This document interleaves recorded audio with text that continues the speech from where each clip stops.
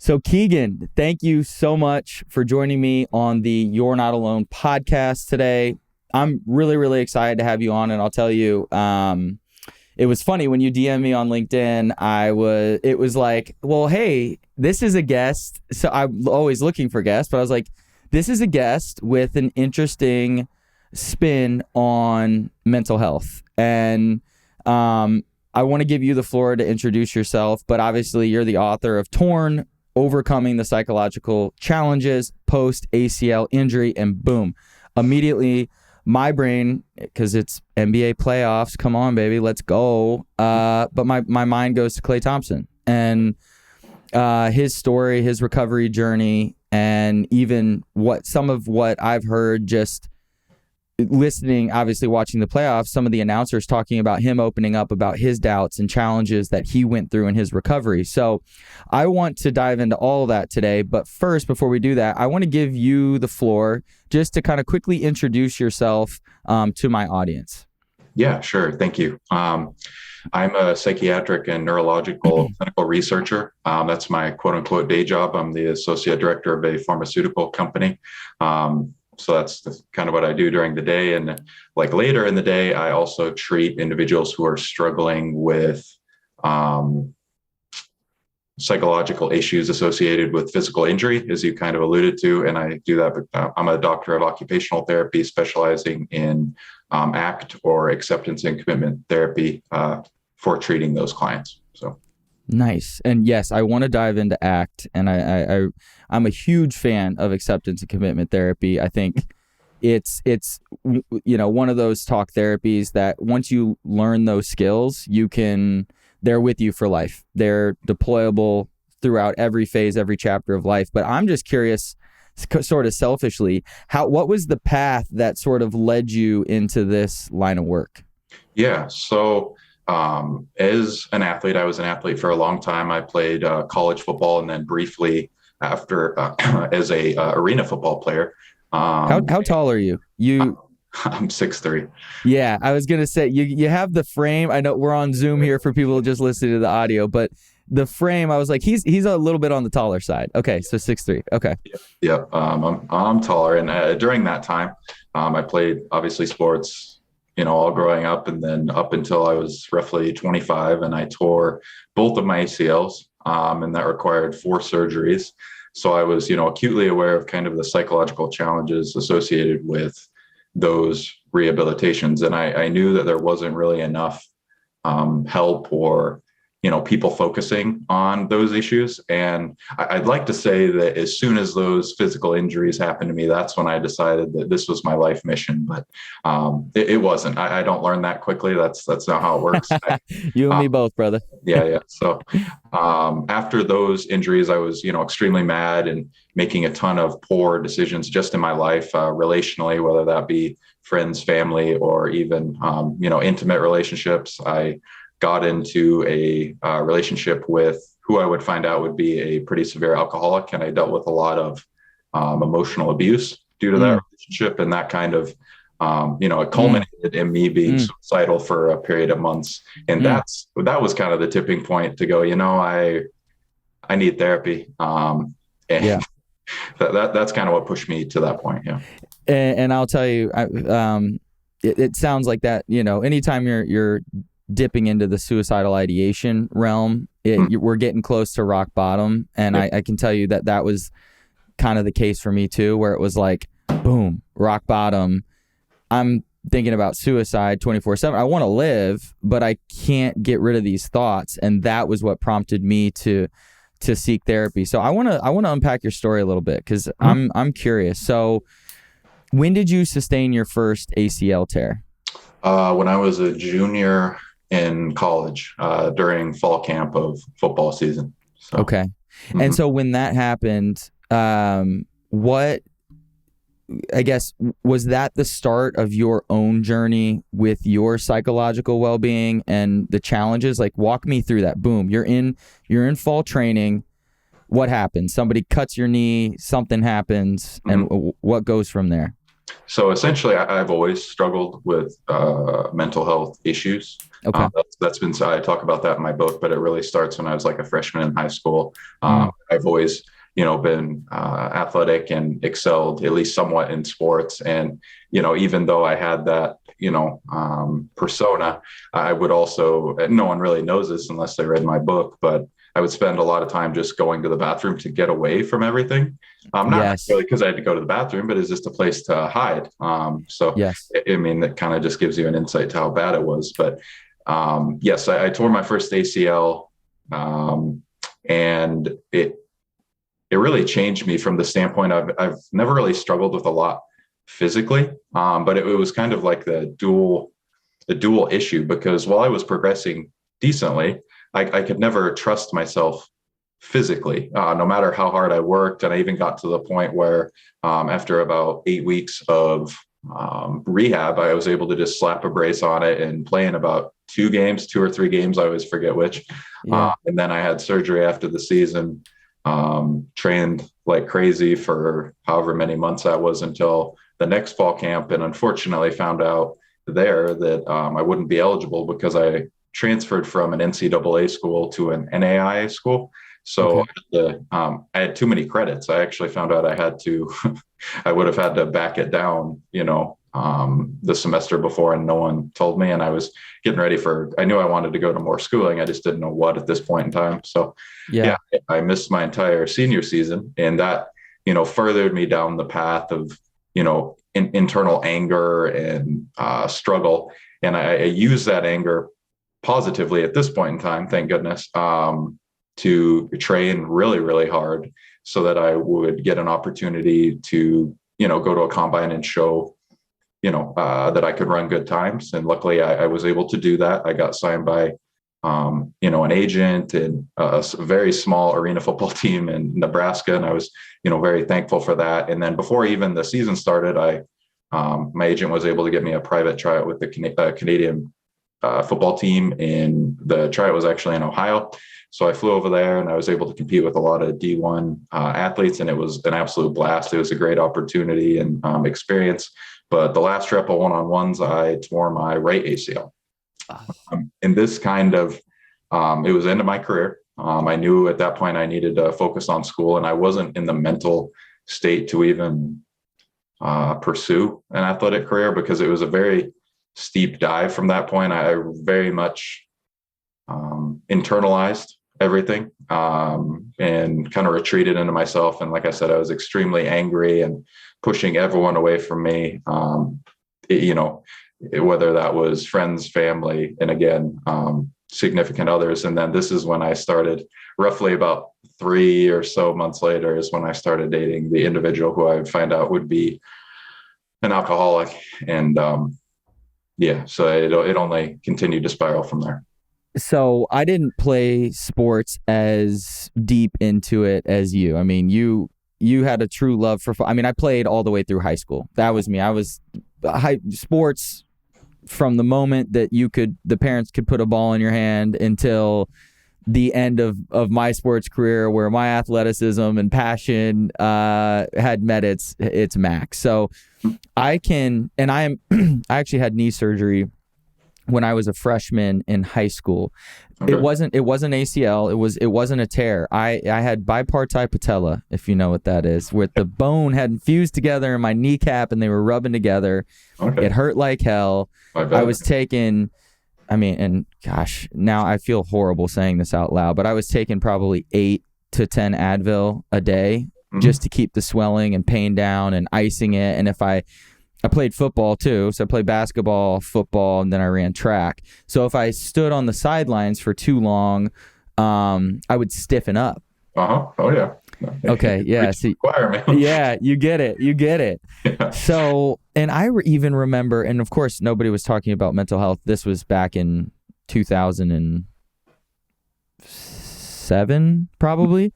Mm-hmm. Like this, it wasn't a conversation back then. But I remember feeling angry. Mm-hmm. But at that age, especially, not knowing why I felt so angry. Yeah. What is, so for the listener now who's like, okay, I'm in this spot. I clicked on this episode because I saw the title. Yep. I'm injured. I'm an athlete. I'm probably a high schooler, a college student. I might even be a semi to professional athlete. I mean, where did you have a chance to process that anger? And do you understand now where it was coming from and what some of the signs were that the anger was having an impact on your life? Because I even look back, it was funny, like in prep for this interview, I was like, wait, I had a surgery. It was sort of like an injury. It took me out. I felt disconnected from myself. I felt disconnected from my team. I felt like I was lacking purpose, but I'm just curious about your perspective. Yeah. So I knew, I have like a very distinct memory that I outline in the book. It's right after my first ACL tear, and you know those stupid damn carts that they stick athletes on? Yeah. Oh my gosh. Yeah. Injured. Okay. So I was sitting on one of those just to paint the scene, and the athletic trainer had just said, and this is a common theme throughout, it's neither here nor there, but the Lockman's test, everyone who's tore their ACL knows what that is. It's like it's the way that they test, oh yeah, it's torn, or oh no, it's not torn. And it's not very reliable at all. Anyway, the athletic trainer just told me, oh, it feels okay, but just in case, we're going to have you, speak with the surgeon and get an MRI and all that fun stuff. And I remember sitting on that cart, knowing deep down whether or not I wanted to accept it or not, that I had torn it. Really? Yeah, it's just one of those feelings. It's really hard to explain because you hear about it on, ESPN or those kinds of things, just this pop. And that's really all most people know. If you haven't torn it, that's all you know about an ACL is if you hear a pop. Yeah. And I felt it, and you can certainly hear it. And I remember sitting on that cart, and I remember just feeling almost like my dream was dying. It's a really hard thing to explain, but I outlined it. Oh, that just hit me so hard. Yeah. You can literally feel it. Like every athlete, no matter how far you played, there's a certain picture or maybe like a short video clip of what you want your life to pan out. Yeah, your athletic career to look like. And it felt like I was sinking, like in water, I guess. Yeah. And the further I got, you could still see it, but the less and less it was likely to actually happen or truly, occur. So that's the only way I can explain it. Oh my gosh. And I can picture that perfectly. It's like in the movies when the person's like floating down in the water and there's like the light glimmering, but it's like getting further away as they sink. And it just, almost using that analogy, like when you just said that, it kind of made my heart sink to my stomach a little bit, because I can imagine what that feels like. And based on what you shared at the beginning with your story, like you had aspirations and dreams to go pro. Yeah. You loved the sport. Yeah. It was me. Like I couldn't say it any other ways. I was a football player. Yes, I was at college. I tried hard in classes and everything, but my true love was football. And to know that, internally, I never would have admitted it at the time, probably even years later until more recently, I knew on that stupid cart that it was, not going to end where I wanted it to. Yeah. Yeah. And so then the second injury was just like, it was sort of the icing on the cake. The first one kind of was it harder? Was the first injury harder than the second, or was the second harder because now it was like, okay, the sinking dream it's coming to fruition, like it's happening? I think it was even harder because I was alone. So I had traveled there and I was staying in a hotel. So I had to get back to the hotel room and travel, with a torn ACL, which is, I could not, zero stars for sure. The moving ground, like at an airport, moving flat escalators, getting on one of those without an ACL is a trip.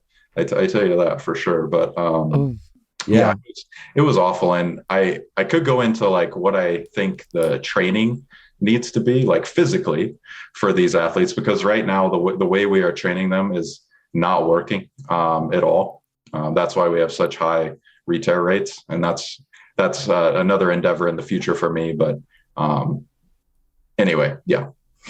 Yeah, and of course, my curious brain wants to unpack that, but that is not the purpose of this podcast. But maybe a side conversation. Yeah.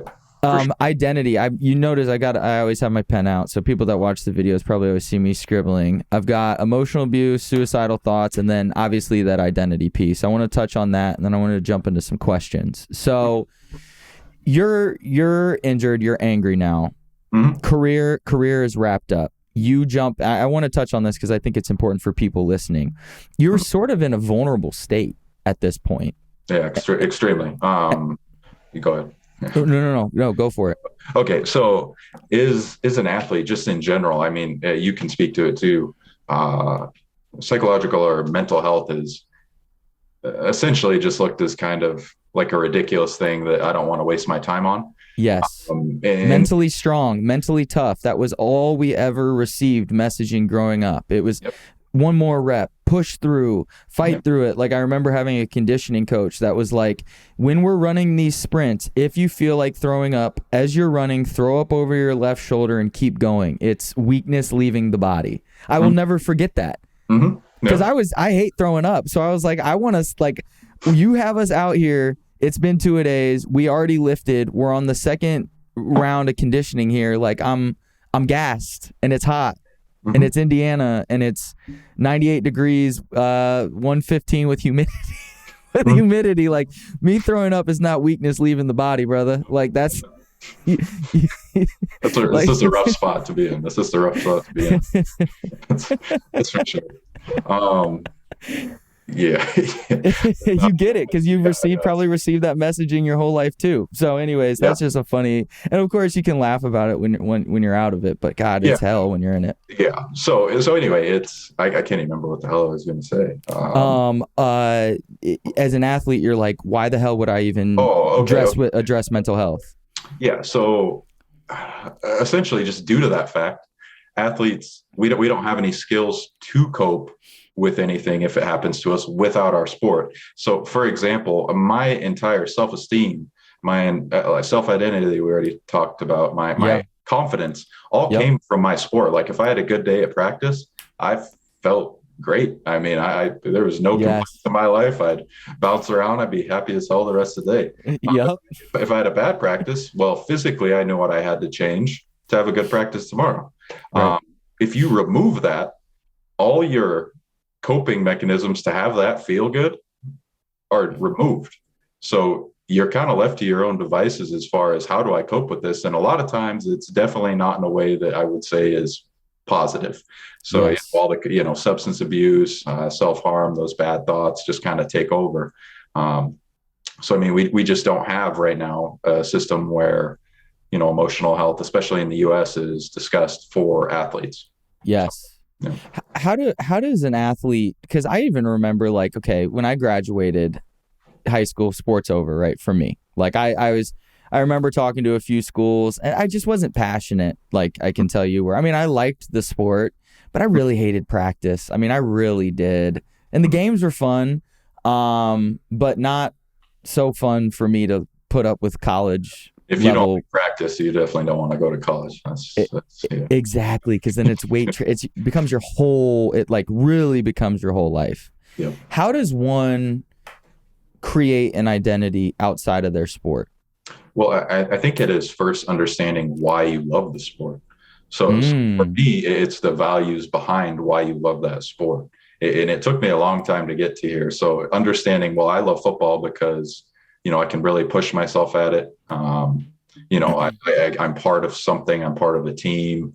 I felt like I really excelled at it. And it's essentially probably the largest reason is because as a kid, my father and I really bonded around sports. And I excelled most in football just due to my physical attributes. So, I mean, I've really used, the relationship with my father as kind of a conduit for my love for football for the longest time. And I didn't really realize that, so finding out why you love what you love Yeah. It's a difficult question. It's not one that you just sit and it comes to you. You have to really think about it because eventually we will all have to be done with sports. You can only play, football, women's soccer. I mean, all those things, it's going to end, but you have to realize why you love that sport so you can replicate it in other areas of your life when it's over.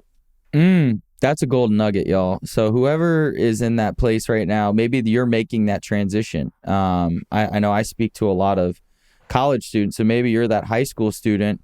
In fact, I just remember having a conversation with a student from SMU who he was feeling lost. This conversation was a few months back because in high school he had structure. Sports add so much, and I reflect on that to this day. You wake up, maybe there's a morning practice, maybe not, depends.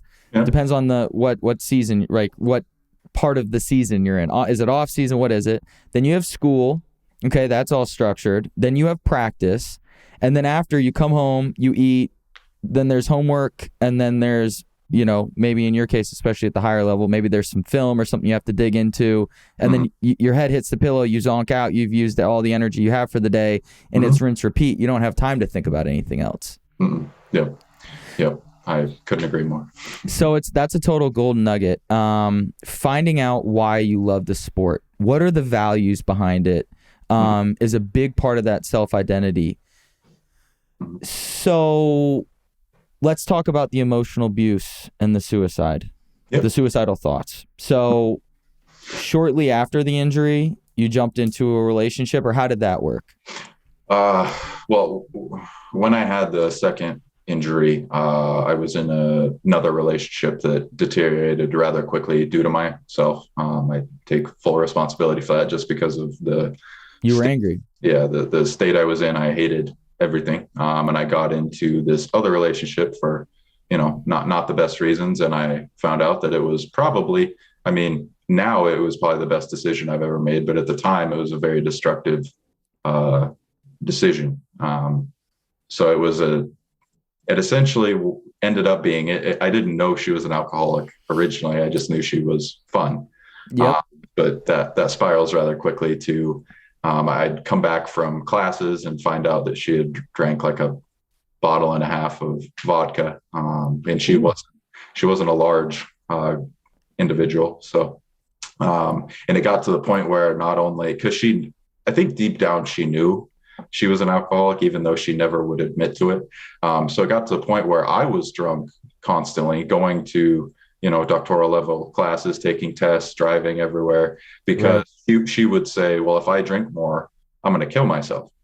So, and naturally, I lived with her and her son. So I was taking care of the kid, doing my homework, doing her homework, getting everyone everywhere, and also having to do it drunk because for some screwed up reason, God made it so I can't get hungover. So I was just drunk all the time because I didn't want her to get hungover because I knew how much more work that would be for me. So it was just awful. And during that time, she would, it escalated to the point where she would start threatening me with knives and stuff and saying, no one else is going to want to be with you because you have so much anxiety, this, that, and the other thing. So it escalated rather quickly. Thinking back, it's kind of hard to believe I was even in those situations, but that's where my life was. And you can see how that would take you down a path of, I really don't want to be here anymore. And if I'm that screwed up,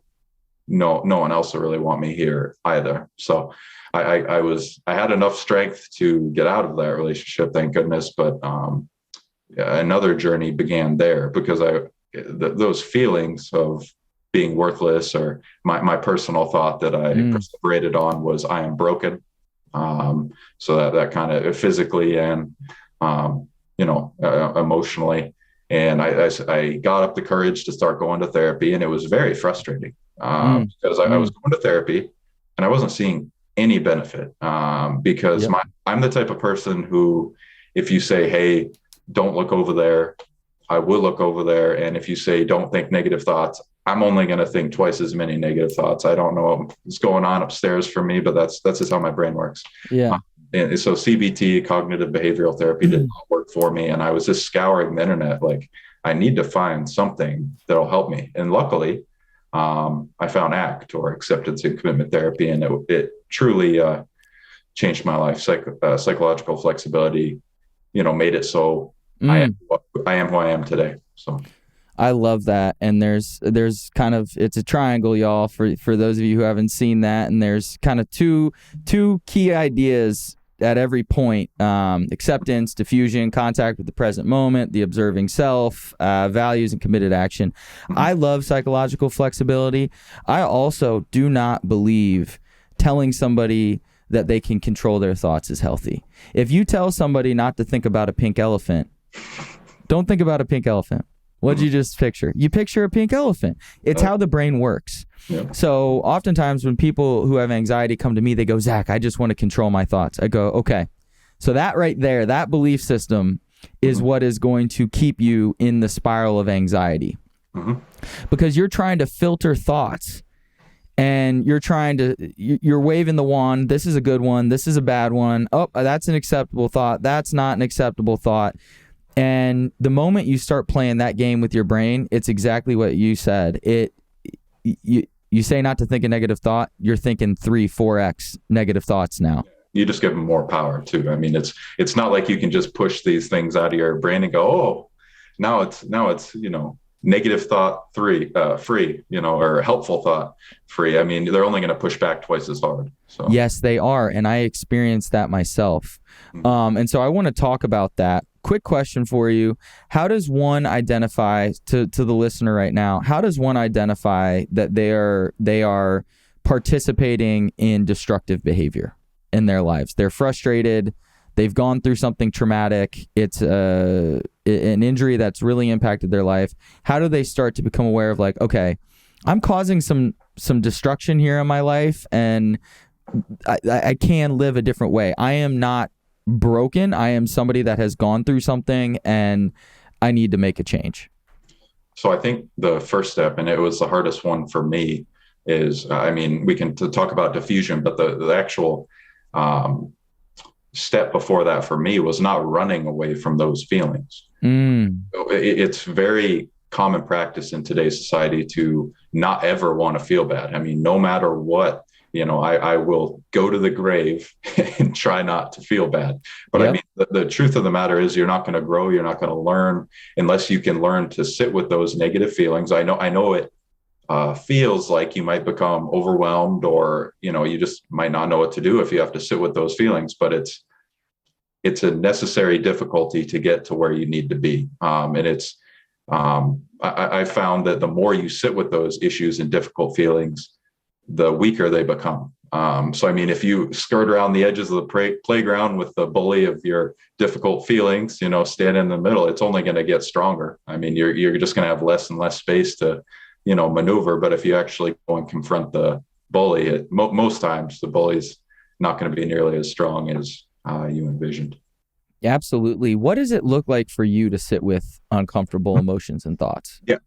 So anxiety manifests itself for me as essentially chest pain. I feel like I'm going to have a heart attack if it gets too bad. So I always just, I couldn't be in public. That's why I would always run to the bathroom, because I literally have to hunch over and everything else, or I used to. Now I do a lot of grounding techniques and, mindful awareness to that specific point in my chest. And it just I do a lot of breathing through it, and I just focus on that point and, accept it as it is, and then after, probably, I don't really pay attention, but probably 30 seconds or so of that, I move my awareness to like my feet, or, my rear end, or maybe my hands on my thighs, and just get that calmness to realize that, everything's going to be okay. It's a very calming, minute and a half for me. And I realize that's fine. And I used to have to do that. I mean, when I started, it was probably, once every hour and a half. And now, probably once a day. So, I mean, it gets less and less. I'm not saying it's a magical pill that's going to solve all the world problems or anything, but I mean, it's something that you have to continue to work on, and it's truly helped me. And it's going to look different for everyone too. I mean, your anxiety might not manifest as, chest pain. So, I mean, that's why, my consulting is very individualized. Yeah. And I'll tell you, I relate so much with that chest pain too. I mean, I remember turning to a buddy in a movie, and this was years ago before I even identified that what I was feeling was anxiety. I turned to him and I was like, just do me a favor, man. Do not let me die of a heart attack in this movie. Like, whatever you do, just can you and imagine putting that burden on a friend? Like, the movie is just about getting ready to like start up. And I think it was I want to say it was like Fury, that war movie with like Brad. So it was also like a really intense film. And right before it like goes, I just turned to because I was having chest pain. I was having anxiety is what it was, but I was having chest pain. And yeah, I had the tingling and I was like, yep, this is it. I'm getting ready to die. Yep. Wasn't the case at all. It was anxiety. But gosh, I loved so much of everything that you touched on. So let's start to unpack acceptance and commitment therapy. First off, at a high level, what is it? So it's essentially, for your listeners, it would be like a close relative to cognitive behavioral therapy, which is the most commonly practiced psychotherapy on the planet Earth. Yeah, on planet Earth right now.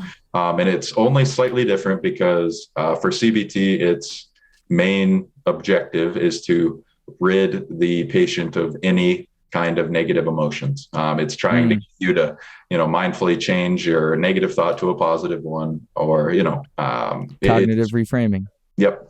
So it's trying to do that. And acceptance and commitment therapy is slightly different, where it allows you to evaluate those thoughts and sit with them and, identify whether or not it's going to be a useful thought to use moving forward. Because again, we cannot control our thoughts. I think all kinds of crazy things every day, and, I'm never going to change that. And, the more someone accepts that, the better off they are. Yes, and I love that. So let's talk about all the crazy thoughts that people can have. Because I have crazy thoughts every single, and I put quote for people listening for the audio. A thought is a thought. And we'll talk about not putting weight into them. But how does one begin to create acceptance? How do you begin to even create acceptance? Around, we'll call it uncomfortable thoughts or uncommon thoughts. Yeah. So for me, what I had to do is take a look at what I had been through, because acceptance and commitment therapy is not, what many people might think of when they think of the word acceptance. It's not, stand with your face in a corner and just be quiet about it. It's, evaluate what you went through and learn what you can from what you went through. So after you're able to do that and get the awareness of diffusion, which is essentially, if I have that thought, I'll use it again. I am broken. So if I have that thought, a lot of people have that cognitive fusion. You are not your thought. So it's the slight difference between saying I am broken to I am having thoughts or feelings that I am broken. And once you give yourself that space to evaluate the thought, you can determine internally, whether that's a useful thought to you moving forward based on your values, or if it's not. And if it's not, you just kind of let it, float out of your consciousness and move on with your day. But if it is helpful based on your values, you can cling to it and use it however you will. Yeah. And I love that you're talking about values, because when I work with, I do coaching as well, in addition to speaking. It sounds like you do you do the coaching and consultation with athletes, I'm sure, that have recently been through an injury of some sort. Tying things back to your values and living a values-based life is so important. And you touched on that even earlier. Why do I love the sport? Well, it turns out that I love the sport for a whole host of reasons that actually, when I take the time to do the work, track back to a set of values. Yeah, everything leads back to, your internal values. And once a lot of people just go through their life not really knowing. I mean, and I wasn't any different. I had no idea what my, internal set of values were before I started this work. So, I mean, you can just kind of mindlessly go through life, and it's very unfulfilling because I'm an extremely goal-oriented person, and I would accomplish a goal and not feel anything. It was a very peculiar. I always thought that, once I reach this destination, once I make this amount of money, once I do, get this amount of weight, or once I squat this much, I'll be happy. And it never really fulfilled me the way I thought, because I wasn't putting that on my value system as far as, why is this important to me? If you can tie it to why it's important to you, it'll actually start to have some weight in your life. I agree with that with my full heart, because I have experienced that in just about every category of life. Mm-hmm. The most recent, in kind of I joke when I say adulting, was getting clear on money. Yeah. What is the value to me behind $1? Yeah. And I think when you grow up in a society where money is, what's like one of the first questions that gets asked at a wedding or a cocktail party when you're meeting somebody for the first time? So what do you do for work? Yeah. That's what we do in America. What do you do for work? Fascinating. Tell me more about that. I'm not really interested, but this is what people do. So let's do the whole song and dance here until I can find an excuse to break out of this conversation. Oh yeah. We've all been there. Unless the question is, why are you doing what you do? I don't particularly care, because if someone's just doing a job that they don't care about, that's not really going to be fun for either of us to talk about. So that's so true. It's so true. It's so true. And listen, for everyone tuning in too, like obviously, for some people you take jobs that you don't want to do. Oh yeah. Because it's a means to an end, and that is paying bills, etc. That's fine. Yep. If it's based on your values, you got it. That's right. That's right. Seasons of life. You gotta. I've done lots of things that to pay off. One of the goals that I accomplished that I didn't feel anything on was I paid off my 6 figures of student loan debt, and I had to do that by taking on 3 separate contracts at a couple pharmaceutical companies, and I felt nothing. And it was a season of life. I will never repeat that again. I don't know how much I slept, but it was about half as much as a human really should. So, there's seasons of life to everything, for sure. Yeah.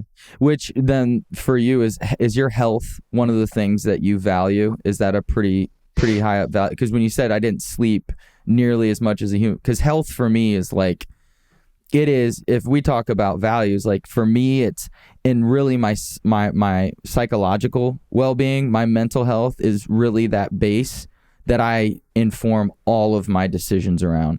Like if I'm going to go out and have a couple drinks with a friend, first off, or my wife, like, so the value there is like, I'm connecting with somebody.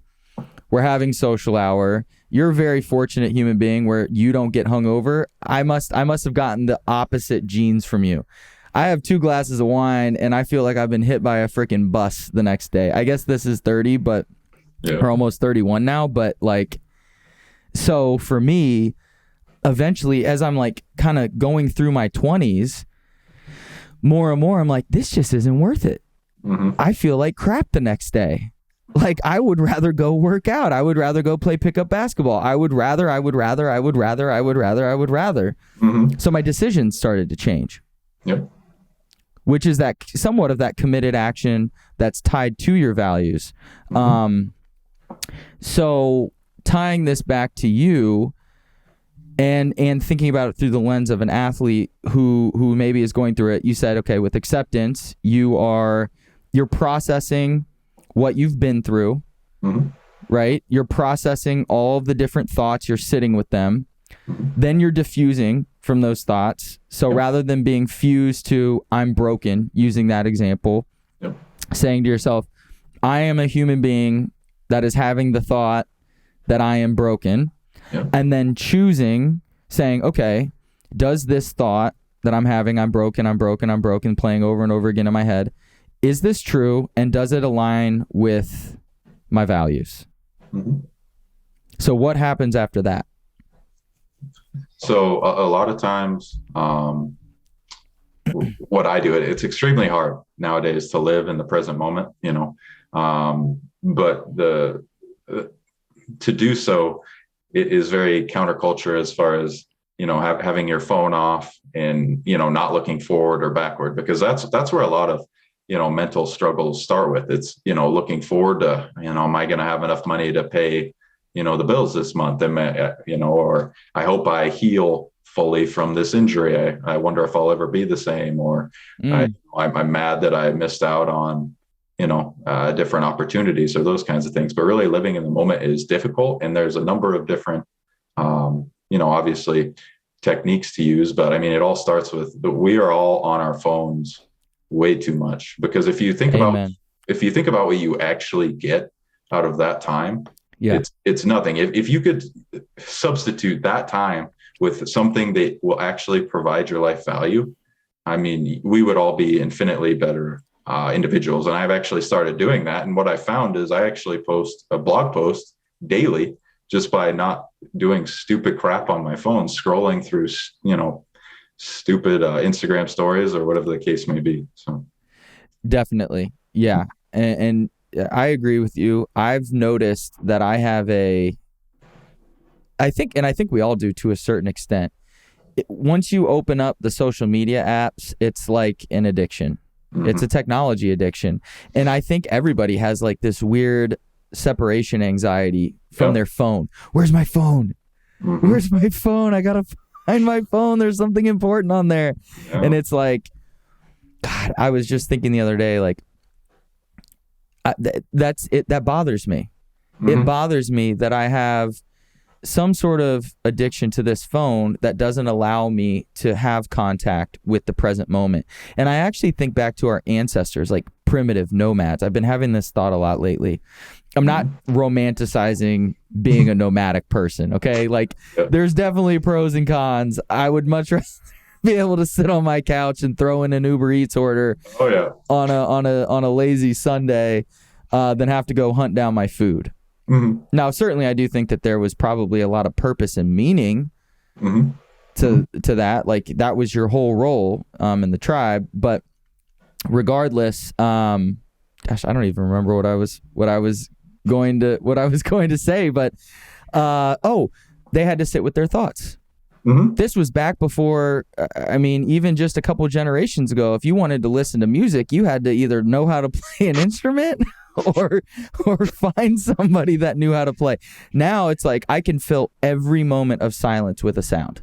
Yep. So you never have to sit with your thoughts. You're never making contact with the present moment. And I think it was the Dalai Lama who, I'm going to butcher the quote, but was talking about how our brains are always either we feel anxiety when we fear for the future, and we feel sad when we have regret towards the past. But our brains are naturally always toggling between the two. Mm-hmm.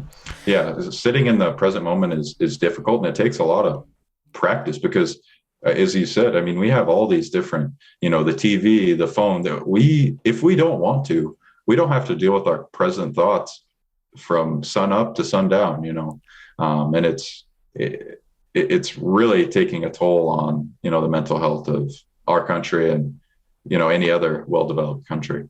So. Definitely. So how do we tie this together for an athlete? How do they're in the throes of what they're going through? How do they tie together all of these concepts from ACT? How do they begin to incorporate mindfulness into their day-to-day? What does that look like? Mm-hmm. So I would the easiest way is just limit your screen time, and truly be present, for the ones you're around, whether that's teammates, friends, family members. And then as far as cultivating mindfulness, I think what I've been doing for a while is, it's not going to be fun, and I'm not going to have a lot of fans from this. But what I would say is the best way to start cultivating, breath and really being in tune with your body and what it's feeling. Instead of a warm shower, I would highly, highly recommend start taking a cold shower and breathing through the, fun of that situation. Yeah, I just did an ice bath not too long ago, or a cold tub. It wasn't an ice bath; it was a cold tub with a buddy of mine in Ohio, actually, and it was rough, but it is amazing how different you feel. Mm-hmm. Just that change in state after putting yourself through just that. It's like a shock to your system. Yeah, it's there's not many things like it. I don't have the money right now, but there's like that ice barrel company on Instagram that I really want to get in touch with. But it's the easiest way to really be able to control what you're feeling, because much like anything else, does it feel great? No, but neither does your difficult emotions. And if you're able to breathe through that, 30 seconds the first day, or whatever it is, and you can slowly build it up to where now I just take normal showers that way. I use it as kind of a mental health / shower period. So I'm trying to optimize all those different parts of my day that I can dual credit them essentially. So definitely. One quick question for you, just thinking back to ACT real quick. How does the person listening right now start to get clear on their values? How does that work?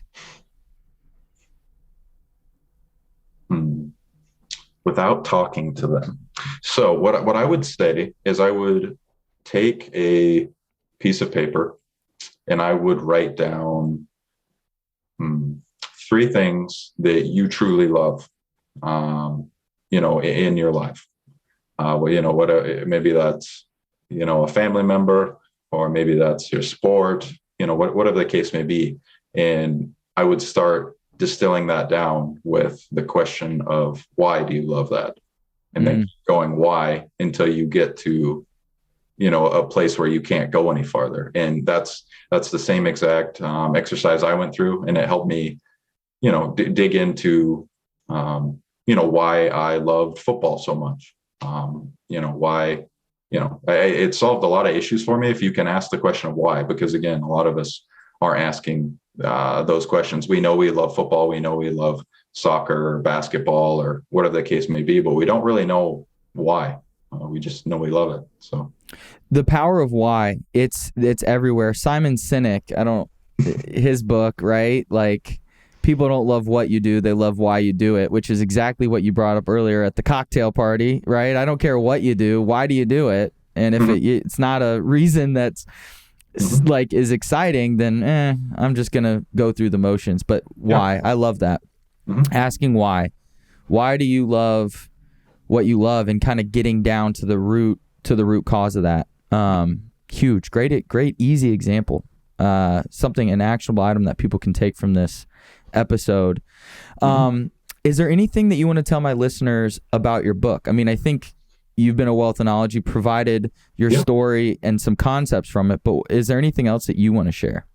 Yeah, I mean, just kind of the general overview is it's the story of me from a freshman in high school through my physical injuries, through the emotional abuse, and how acceptance and commitment therapy would have, benefited me greatly. And I make sure there's a lot of stories. So, I mean, it's not just, there's like 200 references in the book, but it's all distilled down into my personal stories. So it's not as dry as you might think. So that's essentially the premise of the book. And it's got a lot of, very vulnerable information about myself in it. I had to truly practice the self as a context skill to put the book out, because it definitely doesn't portray a very masculine or sexy version of myself, but it's my true self, and it's holds me accountable every day. So that's awesome. I totally relate to that. I think one of the biggest hurdles was getting over the hump, telling my story, which I had a mentor come in my life and help me get over that hurdle. So totally relate to that. So to kind of close this up, a couple questions for you. Number one, what is one piece of advice you would give someone right now who is at the start of their mental health journey? I would always ask for help. The mistake I made is I don't think anyone knew that I was going through any of this. And there's always someone in your life, even, maybe you don't have a good home life, maybe you don't have a ton of friends. I know you can find someone that you'd be willing to sit down and discuss this with. Unless you start to verbalize it, it doesn't become quote unquote real to individuals who are really having those feelings. You feel like you can, like we discussed earlier, push it to the side of your brain and just not go anywhere near it. So unless you do that, you're not really taking that first step. I love that. Keagen, that's a great piece of advice. That's why the title of my book is You're Not Alone, because you have to ask for help, which, in a lot of cases, even in team sports, isn't the messaging that athletes receive, right? That you have to be that strong individual all the time. So I really enjoyed this conversation. I'm sure that my listeners did as well. Where can they find you? Where can they connect with you? Where can they find the book? Yeah. So my website is theacltherapist.com. I'd love to hear from anyone who have any, questions or, comments. There's a link to my book in there, or it's also on Amazon. I'm also on Instagram is the ACL therapist. So I'd love to talk with any of them for sure. Awesome. Right on, man. Well, it was great having you on the show today. Thank you so much for gracing us with your time. I'm super grateful, and I know that my audience definitely benefited from it. So thank you. Yeah, my pleasure, Zach. Thank you.